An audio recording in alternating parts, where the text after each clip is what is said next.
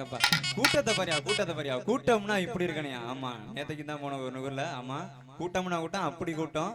ஏன்னா நாங்க மழை வேற வந்து கொஞ்சம் பெரும்பாடுபடுத்திருச்சு. ஆமா இன்னைக்கு அந்த வகையில இல்ல, நம்மளுக்கு அந்த முருகன் நல்லபடியா துணை இருக்காரு அப்படின்னு சொல்லிட்டு இந்த கூட்டத்தெல்லாம் பார்க்கும்போது நம்மளுக்கு வந்து அடேங்கப்பா, நம்மளுக்குலாம் இந்த நம்ம காலத்துல வந்து பாத்தீங்கன்னா தந்தட்டி போட்ட கிளவிலாம் இருக்கும். இப்போ அந்த கிளவிலாம் இருக்குதா? இருக்க கண்ணு கட்டின தொலைல எதுவும் கிளவிகளே தெரியுது, அந்த தூரத்துல ரெண்டு தெரியுது.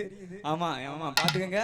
ஆமா அந்த தந்தட்டியோட சேர்த்து தூக்கிட்டு போயிடறாங்க. ஏன்னா நகை வந்து இன்னைக்கு பெரிய விஷயமா போயிருச்சு. அதனால வந்து ஆடை அணிகலன்கள் அணிந்திருக்கக்கூடிய பெண்மணிகள் அத்தனை பேரும் ஆமா கவனமாக பார்த்துக் கொள்ளுமாறு கேட்டுக்கொண்டு இந்த முன்னாடி உள்ள கூட்டத்தெல்லாம் பார்த்தோம்னா, முன்னாடி உள்ள கூட்டம்னா வெள்ளனியா கிளம்பி மரகதா நம்ம ஊர்ல கச்சேரியா நீ வரலையா? அதுக்கு அவங்க சொல்லுவாங்க, இல்ல தாச்சி இப்பதான் சோறு குடிச்சிட்டு இருக்கேன், சாப்பிட்டு தான் வரணும்.